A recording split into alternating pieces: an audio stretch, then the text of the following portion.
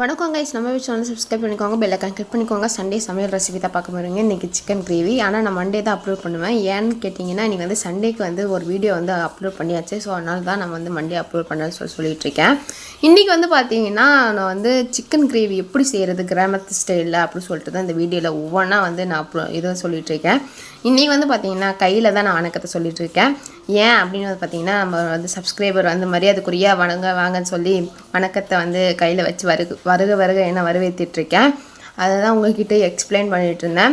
அதுக்கப்புறம் வந்து பார்த்திங்கன்னா நம்ம வந்து போயிட்டு கிரேவி செய்யலாமா, சிக்கன் கிரேவி சொல்லிட்டு தான் இப்போ உங்கள்கிட்ட எக்ஸ்பிளைன் பண்ணிகிட்ருக்கேன். இப்போ வந்து பார்த்திங்கன்னா தக்காளி வந்து கட் பண்ணி வச்சுட்டு அதுக்கப்புறம் வந்து பார்த்திங்கன்னா எண்ணெய், அதுக்கப்புறம் சோம்பு, அதுக்கப்புறம் வெங்காயம், அப்புறம் வந்து பார்த்திங்கன்னா பூண்டு, கருவேப்பிலெல்லாம் போட்டு நல்லா வணக்கிக்கணும்.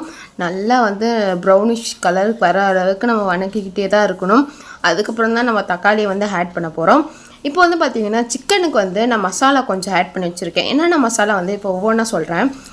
ஒரு மசாலா வந்து பார்த்திங்கன்னா கறி மசாலா, மஞ்சத்தூள், சிக்கன் மசாலா, அதுக்கப்புறம் வந்து பார்த்திங்கன்னா நம்ம எப்பயும் போல் நான் போடுற காஷ்மீர் மிளகாத்தூளும் போட்டிருக்கோம், கொஞ்சோண்டு மஞ்சத்தூளும் ஆட் பண்ணியிருக்கோம். அதெல்லாம் போட்டு ஊற வச்சுருக்கேன் கொஞ்சம் நேரம். ஏன்னா அப்போ தான் வந்து நம்ம தக்காளி வெங்காயம்லாம் வணங்கும் போது நம்ம வந்து ஊற வச்சோட அந்த மசாலா சிக்கனையும் எடுத்து நம்ம போட்டோம்னா ருசி அதிகமாக தரும்ன்ட்டு தான் இப்போ வந்து உங்கள்கிட்ட சொல்லிட்டு இருந்தேன். இப்போ வந்து பார்த்திங்கன்னா தக்காளி ஆட் பண்ணிக்கலாம். நல்லா வெங்காயம் வந்து ப்ரௌனிஷ் கலருக்கு வந்துருச்சு, அதனால தான் சொல்லிவிட்டு இப்போ வந்து தக்காளி ஆட் பண்ணிகிட்ருக்கேன். நான் வந்து 2-3 தக்காளி வந்து கட் பண்ணி சாப்பாக வச்சுருந்தேன். உங்களுக்கு எவ்வளோ தக்காளி வேணுமோ யூஸ் பண்ணிக்கோங்க. ஆனால் நான் 2-3 தக்காளி யூஸ் பண்ணிவிட்டேன். அதுக்கப்புறம் வந்து பார்த்திங்கன்னா ஒரே ஒரு வெங்காயம் யூஸ் பண்ணியிருக்கேன். ஏன்னா எங்கள் வீட்டில் வந்து வெங்காயம் வந்து கம்மியாக இருக்கனால நான் ஒரே ஒரு வெங்காயத்தை தான் நான் யூஸ் பண்ணிகிட்டு இருந்தேன். அதுக்கப்புறம் வந்து பார்த்திங்கன்னா நல்லா வந்து மிக்ஸ் பண்ணிகிட்ருக்கணும். நல்லா வந்து எப்படி சொல்கிறது, தக்காளி வந்து நல்லா குக் ஆகணும். அந்த மாதிரி வந்து நம்ம வந்து மிக்ஸ் பண்ணிக்கலாம், நல்லா கரண்டி விட்டுக்கலாம்.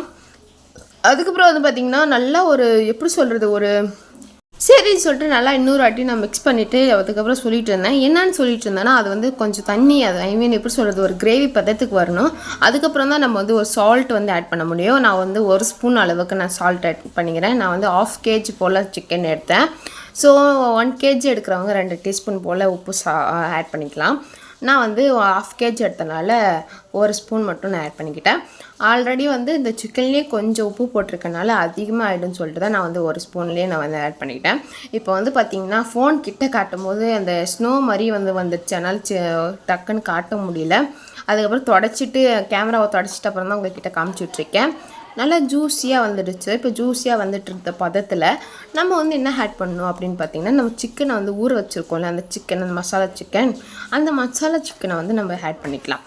ஆட் பண்ணால் அதோட கிரேவியும் அந்த மசாலையும் நல்லா எண்ணெய் பிரிஞ்சு வரும்போது ஒரு வாசனை வரும் பாருங்கள், அதை அடிச்சிக்கவே முடியாது. கட்டியில் கொடுக்குற மாதிரி சிக்கன் கிரேவி இருக்கும். மறக்காமல் ட்ரை பண்ணிவிட்டு மறக்காமல் கமெண்ட் பண்ணுங்கள். பல பேர் வந்து வீடியோஸ் பார்க்குறீங்க, பட் இருந்தாலும் கமெண்ட்டும் பண்ணுறதில்ல, லைக்கும் பண்ணுறதில்ல. ஆனால் வியூஸ் போது தான், இல்லை நான் சொல்லலை. பட் இருந்தாலும் நீங்கள் லைக் பண்ணிக்கலாம், கமெண்ட் பண்ணிக்கலாம். இல்லை நானும் உங்கள் ஃப்ரெண்டு, நீங்களும் என் ஃப்ரெண்டு மாதிரி ஆகிக்கலாம். சொந்தத்தில் ஒருத்தராக மாதிரி இல்லைங்க, தப்பு இல்லைங்க. சரி, ஓகேங்க, வாங்க நம்ம வீடியோக்குள்ளே போகலாம். இப்போ வந்து பார்த்திங்கன்னா நல்லா வந்து கிரேவி வந்து ஒரு பதத்துக்கு வந்துடுச்சு. அதில் வந்து நான் ஒரு டம்ளர் அளவுக்கு நான் தண்ணி ஊற்றிக்கிறேன். அப்போ தான் குழம்பு பதத்துக்கு வந்து இன்னும் சுரண்டி வந்துச்சுன்னா கிரேவி பதத்துக்கு செம்ம டேஸ்ட்டாக இருக்கும், டேஸ்ட்டாக இருக்கும்.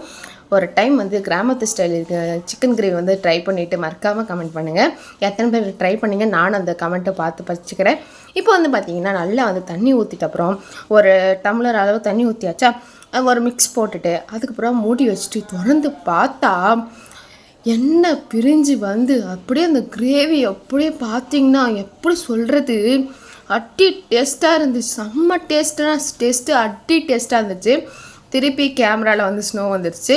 அது திருப்பி உங்களுக்காக தொடச்சிட்டு திருப்பி காமிச்சிட்டு இருந்தேன். சரி, ஒரு டைம் வந்து டேஸ்ட் பண்ணி பார்க்கலாம்னு சொல்லிட்டு எங்கள் அம்மாட்ட சொல்லி தட்டில் போட்டு நார்மலாக சிக்கனும் வச்சு டேஸ்ட் பண்ணி பார்த்தேன். கிராமத்து ஸ்டைல் கிரேவி தான், சிக்கன் கிரேவி தான். அது யாருனாலுமே அடிச்சுக்க முடியாது. சிட்டி ஸ்டைலில் வந்து எப்படி நீங்கள் செய்வீங்கன்னு எனக்கு தெரியல. செஞ்சுருக்கிறவங்க மறக்காமல் கமெண்ட் பண்ணுங்கள். அதேமாதிரி கிராமத்து ஸ்டைலில் வந்து சிக்கன் கிரேவியும் செஞ்சுருக்கிறவங்க மறக்காமல் கமெண்ட் பண்ணிட்டு நாளைக்கு ஒரு நல்ல வீடியோவில் பார்ப்போம். டாட்டா பாபா.